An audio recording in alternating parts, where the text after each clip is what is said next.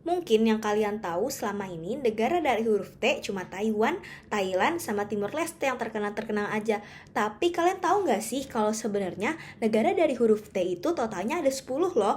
Selain Taiwan, Thailand, dan Timor Leste, ada juga Tajikistan, Tanzania, Togo, Tokelau, Trinidad dan Tobago, Tunisia, dan yang terakhir, negara yang akan kita bahas pada kali ini nih, yaitu Tonga. Sebelum kita membahas lebih lanjut mengenai Tonga, perkenalkan nama saya Siti Zahra Indria Cayanis Karsafitri dengan NPM 220606410 dari FAUI Program Studi Reguler Angkatan 2022. Selama ini kita menyebut Indonesia sebagai negara kepulauan. Tonga, negara yang jarang sekali terdengar, juga merupakan negara kepulauan seperti Indonesia loh. Bertempat di Samudra Pasifik, tepatnya di Oseania, Tonga memiliki sekitar 170 pulau yang kebanyakan diantaranya tidak berpenghuni. Bayangkan saja, hanya 45 pulau yang berpenghuni. Bahkan saking sedikitnya penghuninya, Tonga merupakan salah satu negara yang bebas dari pandemi COVID-19 saat 2020 kemarin loh. Tonga memiliki pulau utama yang bernama Tonga Tapu dengan ibu kota Nuku'alofa. Mata uang Tonga adalah Pa'anga yang dikendalikan oleh Pangike Pule Whakafonua o Tonga atau Bank Cadangan Nasional Tonga di Nuku'alofa. Selanjutnya, kalau kita ngomongin soal etnis, mayoritas atau dapat dikatakan hampir seluruh penduduk Tonga adalah keturunan etnis Polinesia. Warga negara Samoa, sebuah negara yang lokasinya tidak jauh dari Tonga, memiliki hubungan yang erat dengan warga negara Tonga, terutama dalam hal budaya dan bahasa serta warisan genetik. Selain itu, ada pun sejumlah kecil pengaruh Melanesia melalui kontak dengan negara Fiji, mengingat bahwa lokasi Tonga tidak jauh dari negara Fiji. Tingkat migrasi keluar dari Tonga sempat menukik tinggi sejak tahun 1970-an, sehingga perkawinan campur dengan orang Eropa telah menjadi lebih umum lagi bagi warga negara Tonga.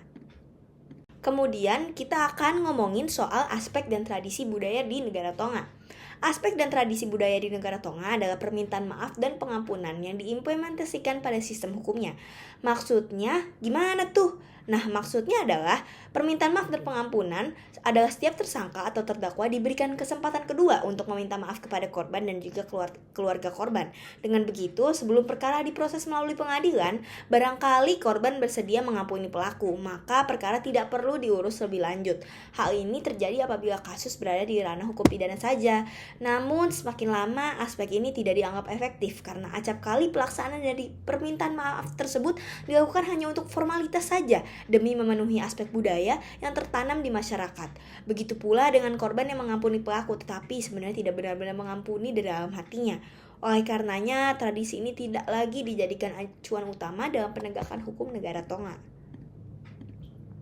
Seperti yang kita semua ketahui, Mark Ancel mengemukakan bahwa terdapat 5 keluarga hukum di dunia yang meliputi: pertama, the systems of Continental and Latin America or civil law system, dan yang kedua, the Anglo-American or Anglo-Saxon system or common law system, yang ketiga, the system of the Middle East, yang keempat, the system of the Far East, dan yang terakhir yang kelima, the system of the socialist countries.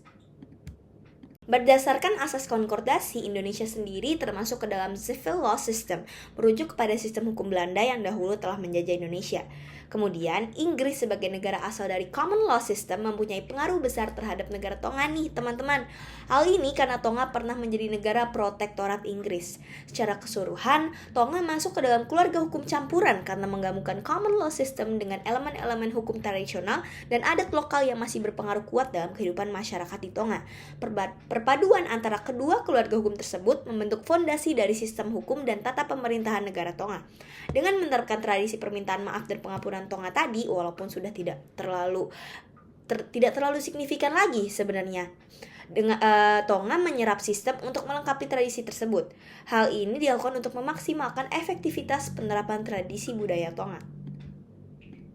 Sistem hukum Tonga menyelaraskan antara pengaruh kolonial barat dan tradisi budaya Polinesia yang masih sangat kuat dianut oleh warga negara Tonga. Sejak tahun 1845, Raja George Tupou I menetapkan bahwa konstitusi Tonga adalah monarki konstitusional dengan raja sebagai kepala eksekutif yang memerintah melalui konsultasi erat dengan Perdana Menteri dalam semua hal kecuali peradilan. Raja juga memegang kekuasaan untuk menunjuk hakim, memberikan grasi, dan meringankan hukum penjara. Dewan Penasihat juga ditunjuk oleh raja yang terdiri dari raja dan kabinet. Susunan kabinet tersebut dari Perdana Menteri, Wakil Perdana Menteri, menteri-menteri lain, Gubernur Ha'apai, dan Gubernur Fafau. Negara Tonga menjunjung tinggi hierarki, reputasi, dan pangkat. Tradisi ini sempat ditantang oleh warga negara Tonga ketika mereka mencurigai bahwa raja dan keluarga mendapatkan keuntungan finansial secara tidak adil dari posisi mereka. Akibatnya, warga negara Tonga mulai menentang kekuasaan pengambilan keputusan yang luas dari raja dan bangsawan di parlemen. Oleh karenanya, warga negara Tonga berusaha memperjuangkan hak yang dulu dilarang untuk mengkritik para pemimpin mereka untuk memiliki suara yang lebih besar dalam pemerintahan negara mereka. Saat ini, negara Tonga dipimpin oleh Raja George Tupou IV yang naik tahta setelah kematian kakak laki-lakinya George Tupou V pada bulan Maret 2012. Raja George Tupou V mengantarkan demokrasi parlementer pada tahun 2010, mengakhiri dominasi pemerintahan feodal selama berabad-abad. Kemudian, Xiaoxi Ofakifa Hafolau Sovaleni menjadi Perdana Menteri setelah pemilihan umum November 2021. Sebelumnya, Sovaleni menjabat di pemerintahan di Pohiva, Tuin Onetoa, dan Akalisi Pohiva. Urutan hierarki perundang-undangan Indonesia dimulai dari yang tertinggi hingga yang terendah adalah dimulai dari Undang-Undang Dasar Negara Republik Indonesia tahun 1945 atau UUD 1945, Ketetapan Majelis Permusyawaratan Rakyat atau TAP MPR, kemudian Undang-Undang atau UU, Peraturan Pemerintah Pengganti Undang-Undang atau Perpu, Peraturan Pemerintah atau PP, dan juga Peraturan Presiden atau Perpres, Peraturan Daerah Provinsi atau Perda Provinsi, dan yang terakhir Peraturan Daerah Kabupaten atau Kota. Kemudian di atas UUD 1945 ada Pancasila sebagai falsafah negara. Seluruh peraturan perundang-undangan yang dibuat di Indonesia tidak boleh bertentangan dengan nilai-nilai yang terkandung di dalam Pancasila. Artinya, dalam membentuk suatu peraturan perundang-undangan yang baru, pemerintah wajib mempertimbangkan apakah aturan-aturan tersebut telah sesuai dengan nilai-nilai Pancasila. Apabila terkandung hal-hal yang sekiranya tidak sesuai dengan Pancasila, aturan tersebut tidak boleh diundangkan. Dalam hal dokumen hukum untuk negara Tonga, dokumen hukum tertinggi di negara Tonga adalah Konstitusi Tonga yang menjadi landasan utama bagi seluruh sistem hukumnya. Konstitusi Tonga yang disusun oleh Raja George Tupou I pada 4 November 1875 hingga saat ini masih berfungsi sebagai kerangka hukum utama. Sebagai dokumen hukum tertinggi, seluruh peraturan perundang-undangan yang akan diciptakan harus sesuai dengan Konstitusi Tonga. Dalam hal ini, kedudukan Konstitusi Tonga sama seperti Pancasila di Indonesia. Apabila terdapat konflik antara undang-undang dengan Konstitusi Tonga, artinya tidak ada individu termasuk raja yang berada di atas hukum. Dalam hal ini, Konstitusi Tonga. Hal-hal yang ditetapkan di dalam Konstitusi Tonga antara lain adalah pembagian kekuasaan antara monarki, parlemen, dan sistem peradilan, hak-hak dasar warga negara seperti kebebasan beragama, hak atas kebebasan berbicara, dan perlindungan dari pelakuan sewenang-wenang, dan juga struktur pemerintahan, di mana raja memiliki peran sentral tetapi dengan batasan tertentu yang mengacu pada peraturan perundang-undangan dan kewenangan parlemen. Selain berbagai peraturan tertulis, hukum adat masih memainkan peran yang sangat penting di Tonga. Hukum adat mengatur banyak aspek kehidupan sehari-hari masyarakat Tonga, terutama dalam hal yang berkaitan dengan tanah, warisan, dan hubungan sosial. Sistem kepemilikan tanah di Tonga misalnya sangat dipengaruhi oleh hukum adat, di mana tanah dimiliki oleh raja dan bangsawan, sementara rakyat biasa hanya dapat menyewa tanah tetapi tidak memiliki hak milik penuh. Dalam konteks warisan dan keluarga, hukum adat menentukan aturan-aturan penting seperti hak-hak warisan laki-laki dalam keluarga dan peran kepala keluarga. Hukum adat juga berfungsi dalam penyelesaian konflik di tingkat masyarakat, terutama di daerah pedesaan, di mana keputusan seringkali dibuat melalui mediasi oleh kepala desa atau pemimpin adat. Tonga, meskipun tidak pernah dijajah, dipengaruhi oleh prinsip-prinsip hukum umum Inggris selama Tonga menjadi negara protektorat. Sistem hukum ini diterapkan dalam banyak aspek kehidupan modern termasuk hukum pidana dan perdata.